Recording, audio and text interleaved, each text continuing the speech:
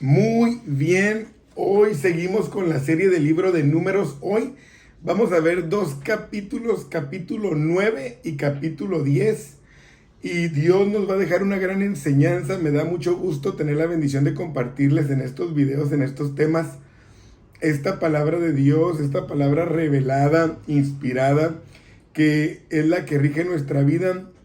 Y yo le pido a Dios que sea de mucha bendición para ustedes este comentario bíblico apostólico que Dios me ha dado el sentir de hacer para bendecirlos por medio de esta información. Bueno, vamos a empezar con esta serie de números. Como ya se ha hecho costumbre, les voy a recomendar uno de mis artículos favoritos.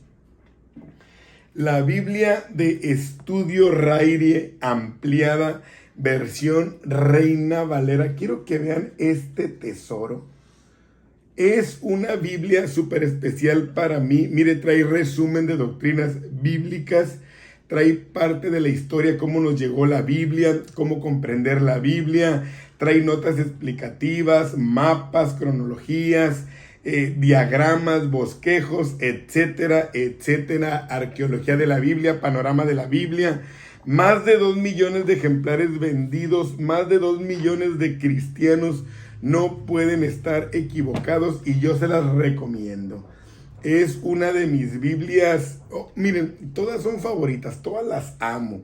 Todas tienen su porqué, pero me gusta mucho leer esta y así de que se la recomiendo para su estudio. No compren libros, bueno, al menos Biblias, para decir, tengo muchas y está creciendo mi biblioteca. Eso es algo muy vano. Cómprenlas porque las van a usar. Analicen cuál comprar según el estudio que ustedes quieran hacer. Bueno, Números capítulo 9. Habló Jehová a Moisés en el desierto de Sinaí en el segundo año de su salida de la tierra de Egipto, en el mes primero, diciendo. Es decir, cuando arrancamos este capítulo, ellos ya tienen un año de la salida de la esclavitud y era hora de avanzar hacia el objetivo que era la tierra de Canaán. Quiero empezar hablando con esto. Ellos al salir de la esclavitud ya no vivían en esa opresión, ya vivían un poco mejor. Pero el objetivo de Dios no era ese, sino era que se fueran hasta la tierra prometida, donde realmente iban a lograr su cometido. Quiero decir que a veces Dios a nosotros nos saca de Egipto, que representa el mundo, y nos hace libres y nos lleva a la comodidad de la iglesia, de ya vivir un cristianismo, pero nos conformamos, no vamos hacia la meta, no vamos hacia el ministerio, no vamos hacia el don, hacia el llamamiento, hacia el milagro. Nos conformamos con que nos saque de la esclavitud y llegar al monte de Sinaí, donde hay presencia de Dios, pero no es la meta final. Para muchos la meta final es sentir la presencia de Dios, pero esa no es la meta final. La meta final es trabajar hasta que logremos los objetivos que Dios tiene para nosotros. Para ellos el Sinaí no era el final era la tierra de Canaán. Entonces había llegado juntamente con este tiempo celebrar la Pascua. Y aquí en la celebración de la Pascua, miren, que era la segunda Pascua que iban a celebrar, ellos debían de atenderla sin importar que todavía no llegaban a Canaán. La tenían que atender aunque todavía estuvieran ahí en el Sinaí a punto de arrancar, porque era el reconocimiento de el libertador. Eso no se les podía olvidar. Entonces es algo que nosotros debemos entender. El servicio a Dios, celebrar que Él es nuestro Rey, no debe de importar del entorno. No, es que no tengo economía, no, es que llegó la enfermedad, es que no estoy haciendo algo. No, tú debes de celebrar la libertad donde quiera que estés, siempre, porque Dios vino y hizo un trabajo en nosotros que nos trajo vida. Entonces ellos no se les debía de olvidar, nada debía de opacar esa celebración. ¿Cómo la iban a hacer? Como Dios les había indicado, en la fecha indicada, con los elementos indicados. Entonces, había llegado el tiempo que anualmente ellos debían apartar para celebrar que Dios había sido su beneficio. Y ellos no podían olvidarse de esto porque iban a tener serios problemas. Si algo siempre Dios se ha preocupado es de que nosotros tengamos un corazón agradecido. Entonces no se nos puede olvidar el beneficio que Dios siempre ha hecho en nuestra vida. Ahí es donde entra la celebración. A veces Dios ya nos rescató, ya nos quitó el vicio, la atadura, la maldición, y se nos olvida celebrar. Hay quien se la pasa solamente trabajando, nunca tiene tiempo para Dios, nunca tiene tiempo para la iglesia, nunca tiene disponibilidad porque ya se le olvidó celebrar que Dios lo hizo salvo y ahora vuelve la esclavitud y otras cosas. Entonces hay que tener mucho cuidado con eso, ¿no?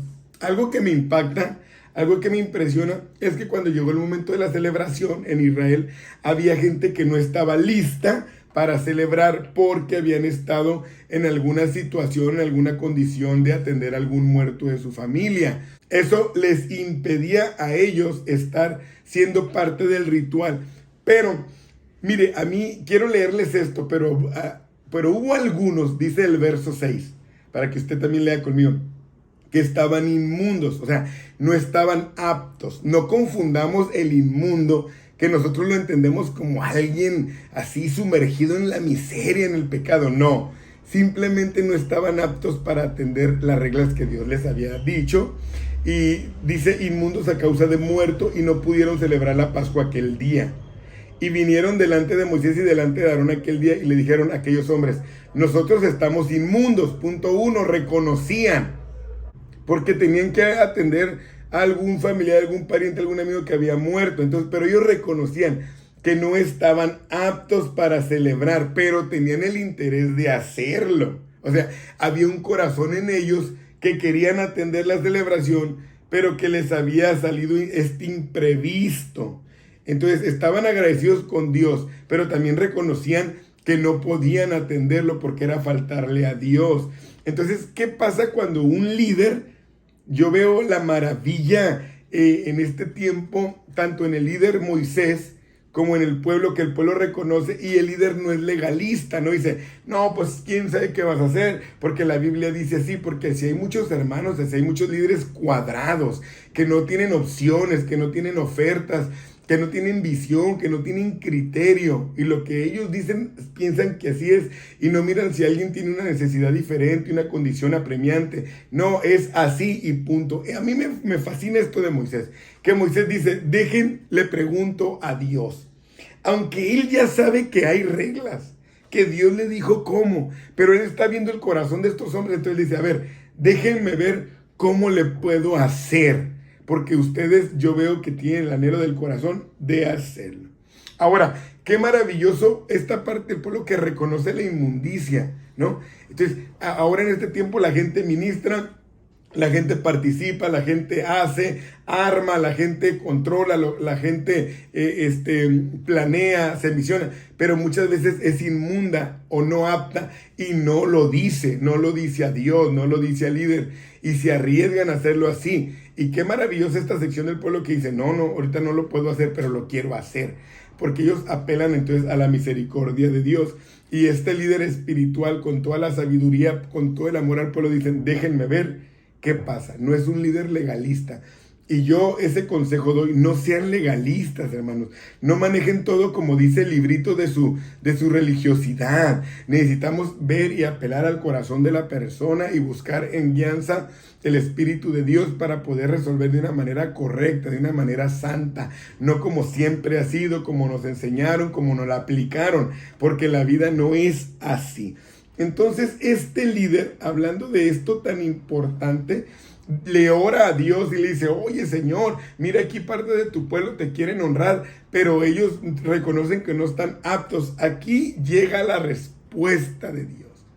Y dice la Biblia que Dios no va a despreciar un corazón contrito y humillado, y ellos lo tienen. Entonces le dice, ok, ahora todos los que la quieran celebrar, entonces límpiense y les voy a dar un mes más para que ellos lo puedan celebrar. Las indicaciones iban a ser las mismas, solo tenían que esperar un mes para estar aptos.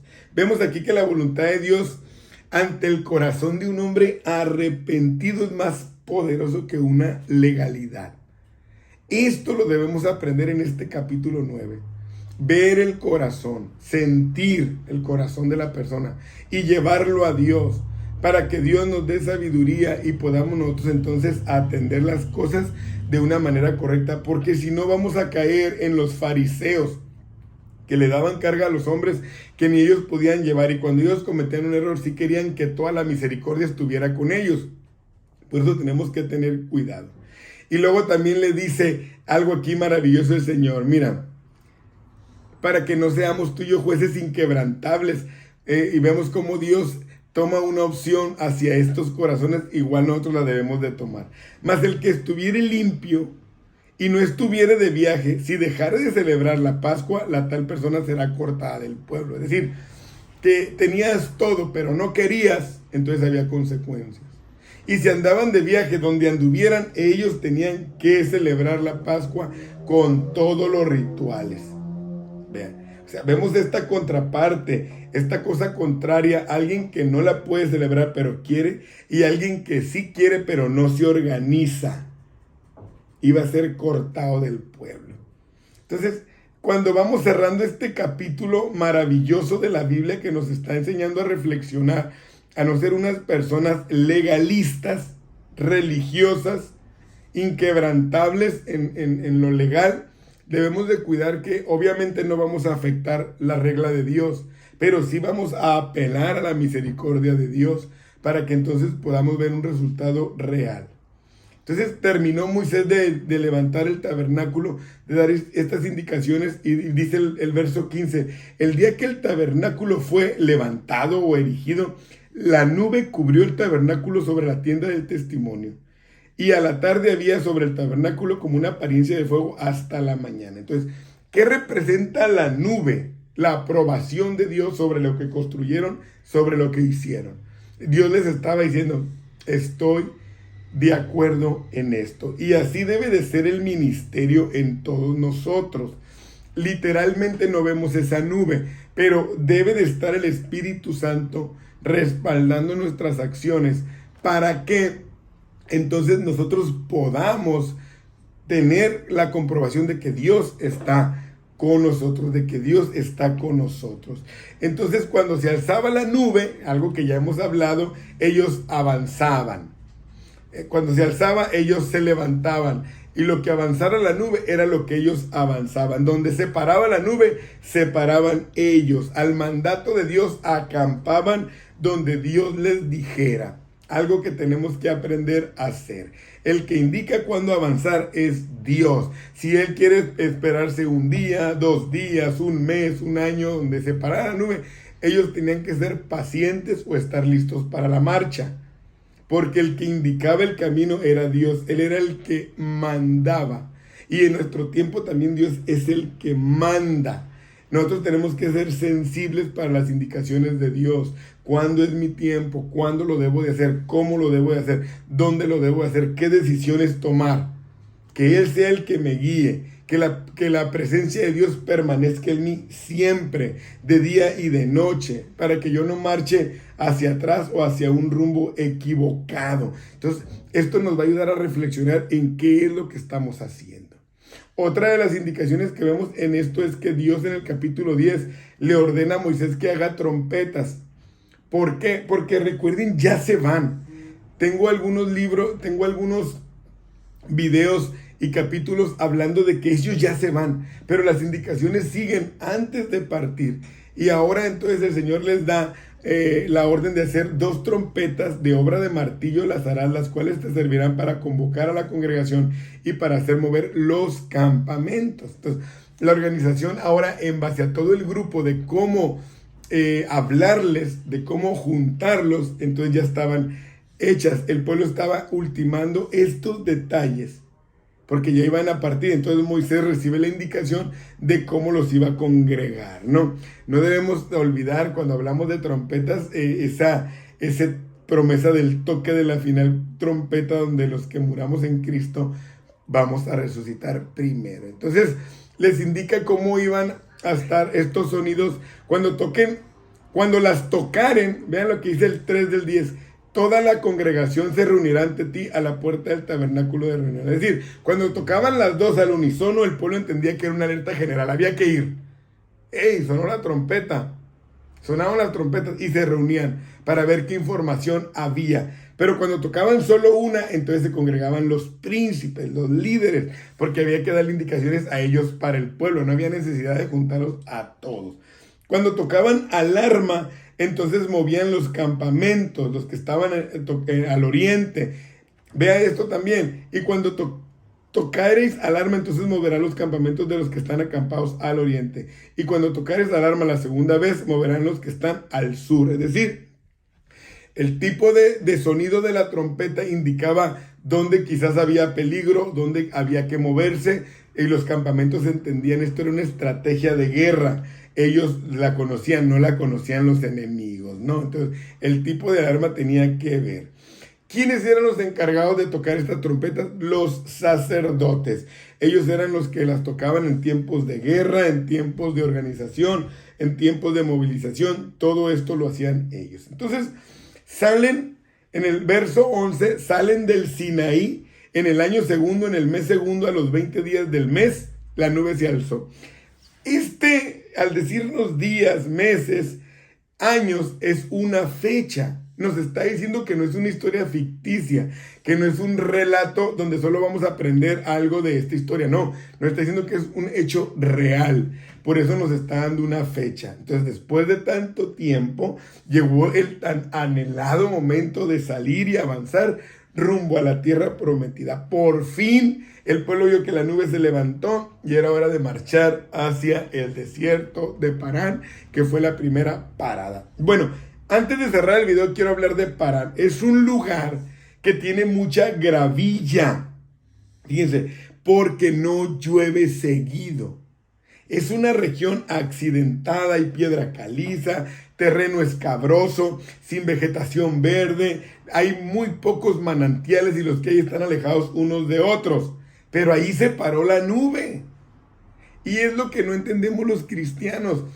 Donde se para la nube, donde Dios nos pone a veces en ese proceso que parece un desierto, donde no hay nada, donde parece que no hay vida, pero si ahí se para la nube, es porque Dios ahí nos quiere tener ese momento.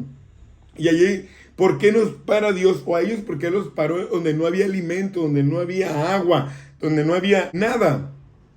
¿Por qué los paró ahí? Porque Moisés no los paró ahí. Ellos no escogieron ir ahí. Fue Dios, el Eterno, el Todopoderoso, el Shaddai. Él los paró ahí. ¿Por qué? Porque quería llevarlos a un lugar donde les hiciera milagros y ellos reconocieran que solo Dios era el que tenía el poder de darles vida. Porque nos lleva al proceso, porque llega la situación. Dios nos lleva ahí. ¿Para qué? Para que nosotros seamos testigos de su poder, de los milagros. No le podemos echar la culpa al líder, a la iglesia. Es Dios, cuando quiere que crezcamos, nos va a llevar a esos desiertos donde todo es difícil. Entonces, partieron por primera vez al mandato de Jehová, comandados por Moisés. La bandera del campamento de los hijos de Judá fue la primera que empezó a marchar como estaba ya organizado. Fueron los primeros en salir enfrente. Y ya que estaba desarmado el tabernáculo, se movieron los hijos de Gersón y los hijos de Merari, que eran los que lo llevaban. Unos lo desarmaban, otros lo tapaban, lo guardaban y lo transportaron. Ya que cumplieron con su tarea, entonces marcharon los levitas. Fíjense, luego comenzaron la bandera del campamento de Rubén por sus ejércitos, ya habíamos hablado de esta estructura y de este orden. Luego comenzaron a marchar los coatitas, llevando el santuario, y entre tanto que ellos llegaban, los otros acondicionaban el tabernáculo. Vean, mientras ya iba la marcha y en algún lugar se paraba la nube, estamos hablando de un pueblo grandísimo, ya ellos empezaban con el trabajo de levantar el tabernáculo, de levantar el atrio, y ellos llegaban para acomodar los muebles. También, y ya después empezaba a marchar la bandera del campamento de Efraín con todos sus ejércitos. Y aquí miren, luego al final comenzaba a marchar la bandera de los hijos de Dan por sus ejércitos. Ellos iban a la retaguardia de todo el campamento, iban en la parte de atrás, lo más alejado de los enemigos que llegaran por enfrente, pero también cuidando por si el enemigo llegaba por atrás. O sea, estaba el equipo bien estructurado, y Moisés, el líder, entonces va a soltar una bendición que Dios le da. Primeramente, quiero decir que cuando le dice dice aquí el 29, entonces dijo Moisés a Hobab, hijo de Reuel Medianita, su suegro, nosotros partimos para el lugar del cual Jehová ha dicho, yo os lo daré, ven con nosotros y te haremos bien, porque Jehová ha prometido el bien a Israel. Bueno, Moisés deseaba que las bendiciones de la familia de su esposa también cayeran sobre ellos, por eso lo invita. Y él le dice, no iré porque me tengo que marchar a mi tierra, a mi gente, etc. Pero el 32, que es donde quiero decir algo o abundar, dice, y si vienes con nosotros, cuando tengamos el bien que Jehová nos ha de hacer, nosotros te haremos bien. O sea, el interés de nosotros, porque las bendiciones que Dios ha traído y va a traer a nuestra vida, deben de estar constantes en que nuestros amigos, familiares también las reciban. Por eso evangelizamos. Por eso recomendamos a Cristo, por eso invitamos a la iglesia, por eso abrimos una célula. ¿Para qué? ¿Cuál es el producto final, el elemento principal? ¿Cuál es el enfoque, la visión? Es que ellos disfruten lo que nosotros ya estamos disfrutando y que ellos esperen lo que nosotros estamos esperando. Ese es. Y Moisés nos lo simplifica en esta invitación a su familiar. Vete conmigo porque te va a ir bien, porque estoy seguro que Dios me va a dar y yo te voy a dar. Me va a dar de sobra que me alcanza para ti. No hay una vida mejor que tú vayas a disfrutar. Ese es el interés que debe de haber de nosotros para que nuestros familiares entonces esperen la promesa de Cristo. Así partieron del monte de Jehová, caminaron 3 días y el arca del pacto de Jehová fue delante de ellos camino de 3 días buscando lugar de descanso. ¿Por qué Dios le buscaba descanso al pueblo? Porque todavía no había terminado la obra que tenía para ellos. ¿Por qué nosotros trabajamos? Hay procesos, hay problemas, tribulaciones, etcétera, pero siempre llegan esos momentos de descanso. No es que lleguemos a una plenitud, es que Dios nos ayuda a retomar fuerza para seguir con nuestro objetivo final, que es estar con Él un día. Cierro con esto, verso 34, y espero que sea de bendición este comentario para ti. Y la nube de Jehová iba sobre ellos de día desde que salieron del campamento. Nunca se apartaba de ellos. Cuando el arca se movía, Moisés decía, levántate, oh Jehová, y sean esparcidos tus enemigos, y huyan de tu presencia los que te aborrecen. Y cuando ella se detenía, decía, vuelve, oh Jehová, a los millares de Israel. Mientras caminaban, adoraban al Dios de Israel. Alabado sea el Señor, mientras nos dice que caminemos, que nos detengamos, que esperemos, que vivamos el proceso, que vivamos con gloria, que vivamos en persecución, como Él decida lo que Él quiera hacer en tu ministerio, en tu vida, en tu don. Alábalo, adóralo, porque Él es el jefe de las huestes celestiales en las que tú y yo, que creemos en Él, pertenecemos. Alabado sea Jehová de los ejércitos. Mi deseo es que Dios te bendiga y continúa en esta serie del libro de Números, que sé que será de gran bendición para tu vida. Ánimo con todo.